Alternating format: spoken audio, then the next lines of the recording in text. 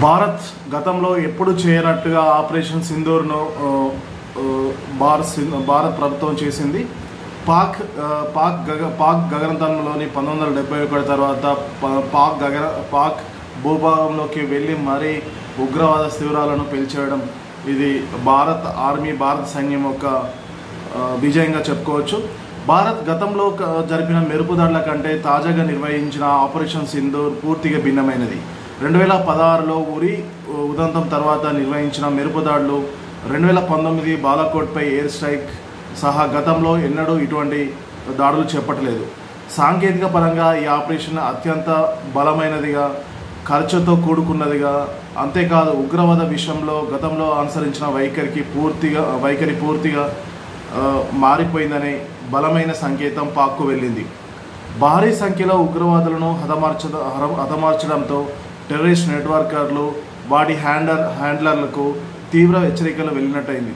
దీంతోపాటు భారత్ అవసరమైతే ముందస్తు దాడి చేయగలదని, పాక్లోని ఏ లక్ష్యం తమకు దూరం కాదని చెప్పినట్లయింది.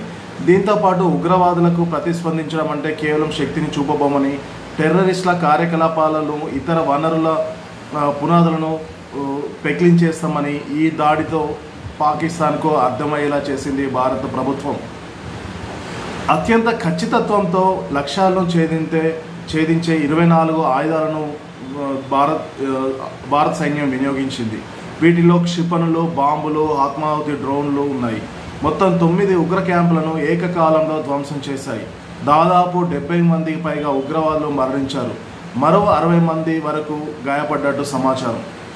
ఈ దాడి కోసం భారత ఇంటెలిజెన్స్ అధికారులు ఉపగ్రహ చిత్రాలను, హ్యూమన్ ఇంటెలిజెన్స్ అండ్ ఉగ్ర కమ్యూనికేషన్లను విశ్లేషించి జైషే మహమ్మద్, లష్కరే వినియోగించే కాంప్లెక్స్లను గుర్తించారు. వీటితో పాటు ఉగ్ర సంస్థల ఆయుధ డిపోలను, బ్రెయిన్ వాష్ను, స్లీపర్ సెల్స్ను, ప్లానింగ్ కేంద్రాలను, ట్రైనింగ్ సెంటర్లను నిర్ధారించుకున్నారు. ఇక సరిహద్దులకు అత్యంత సమీపంలో ఉన్న స్థావరాలపై మానవ రహిత విమానాలతో కొన్ని రోజులుగా నిఘా ఉంచారు. ఆయుధాల ఎంపికలు కూడా ఆపరేషన్ సింధూర్ విషయంలో ఆయుధాల ఎంపికలు కూడా అత్యంత ఖచ్చితత్వంతో లక్ష్యాలు ఛేదించే వాటిని ఎంచుకున్నారు.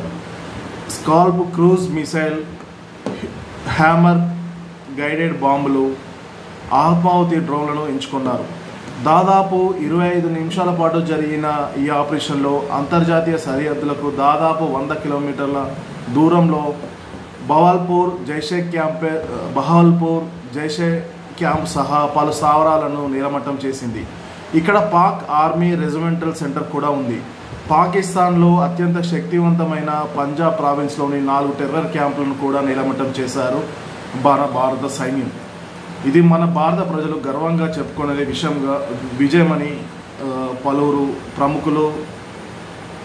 రాజకీయవేత్తలు, పలువురు ప్రముఖులు సైన్యాన్ని కొనియాడుతున్నారు. ఎందుకంటే అత్యంత ఖచ్చితమైన పాయింట్అవుట్ చేస్తూ ఉగ్రవాదుల ఇండ్లను, ఉగ్రవాదుల ట్రైనింగ్ క్యాంపులను, ఉగ్రవాద ఆయుధ డిపోలను, బ్రెయిన్ వాష్ సెంటర్స్ను, స్లీపర్ సెల్స్ ట్రైనింగ్ సెంటర్స్ను అత్యంత ఖచ్చితత్వంతో కూడుకొని వాటిపైన మాత్రమే దాడి చేసి పాకిస్తాన్లోని సాధారణ పౌరులకు, ఆర్మీకి, సాధారణ పోలీసులకు, ఆర్మీ రెజిమెంటల్కి ఎక్కడ వాళ్ళకి హాని తలపెట్టకుండా ఉగ్రవాదులను లక్ష్యంగా చేసిన ఆపరేషనే ఆపరేషన్ సింధూర్. ఇది అత్యంత ఖచ్చితమైనది, అత్యంత ఖర్చుతో కూడుకున్నది. దీనిలో ఉపయోగించింది అత్యంత అడ్వాన్స్ టెక్నాలజీ ఉపయోగించి భారత సైన్యం ఈ ఆపరేషన్ను పూర్తి చేసింది. అయితే పాకిస్తాన్ వైఖరి మాత్రం భిన్నంగా ఉంది.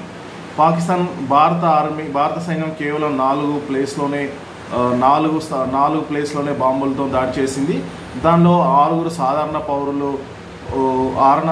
సాధారణ పౌరులు మాత్రమే చనిపోయారు, ఒక 3 గాయపడ్డారని వెల్లడించింది. కానీ ఇవాళ సాయంత్రం వచ్చిన వీడియోల ప్రకారం చూస్తే, వాళ్ళు అంత్యక్రియను చూస్తే దాదాపుగా 15 నుంచి 20 మంది దాన్ని శవపేటికలు చేస్తూ అక్కడ వాళ్ళు నమాజ్ చేస్తున్నట్టు మనకు వీడియోలలో స్పష్టంగా కనబడుతుంది. పాకిస్తాన్ యొక్క వక్రబుద్ధి, పాకిస్తాన్ యొక్క తెలివితక్కువ పనులన్నీ మనకు వీడియోలలో స్పష్టంగా కనబడుతున్నాయి. ఉగ్రవాదులు చనిపోతే పాకిస్తాన్ జాతీయ జెండా కప్పి వాడికి నివాళులు అర్పించడం, దాన్ని బట్టి మనకు ఉగ్రవాదులు పాకిస్తాన్ సైన్యం ఒక్కటే అనేసి మనకు స్పష్టంగా అర్థమవుతుంది. ఈ విషయం ప్రపంచ దేశాల దృష్టికి కూడా వెళ్ళినట్టు తెలుస్తుంది. ఏ దేశంలోనైనా ఉగ్రవాదులు కామన్ మ్యాన్స్ చనిపోతే వారికి అంత్యక్రియలు చేయడం సర్వసాధారణం. మనకు జాతీయ జెండా బాడీ శవం పైన కప్పుతున్నారంటే వారికి దేశానికి సేవ చేసిన వారై ఉండాలి, ప్రజలకు సేవ చేసిన వారైనా ఉండాలి. అలాంటి వ్యక్తులకు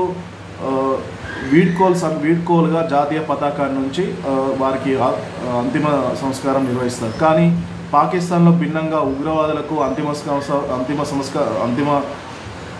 అంతిమ యాత్ర చేపట్టడానికి జాతీయ జెండాను వాటి శవాలపైన ఉంచి వాడికి నమాజ్ చేస్తున్న దృశ్యాలు అప్పుడు నెట్టింట వైరల్ అవుతున్నాయి. వీడియోలు సోషల్ మీడియాలో వీడియోలు వైరల్ అవుతున్నాయి. దీన్ని బట్టి చూస్తే మనకు ప్రపంచ దేశాలకు కానీ ఏ ఒక్క కామన్ మ్యాన్ కానీ అర్థమైపోతుంది, పాకిస్తాన్ ఆర్మీ ఉగ్రవాదులు ఒక్కటే. వారి ట్రైనింగ్తోనే ఉగ్రవాదుల ట్రైనింగ్తోనే ఈ మన భారతదేశంపైకి స్లీపర్ సెల్స్ కానివ్వండి, ఉగ్ర మొక్కలు మన దేశంపై దాడికి వస్తున్నాయి. దీన్ని బట్టి చూస్తే అర్థమైపోయింది. ఎట్టకేలకు పాకిస్తాన్పై మాత్రం భారత్ ఒక లెవెల్లో రివెంజ్ తీర్చుకుంది. కేవలం 20 నిమిషాల్లోనే మొత్తం వ్యవహారం అంతా పూర్తి చేసుకున్నారు. దీంతో భారతదేశ ప్రధాని, కేంద్ర మంత్రులు, వివిధ రంగాల ప్రముఖులు కూడా హర్షం వ్యక్తం చేస్తూ జై హింద్, జై జవాన్, జై హింద్, జై భారత్ అనే నినాదాలతో మారుమోగుతుంది భారత్. Thank you. జై హింద్, జై భారత్.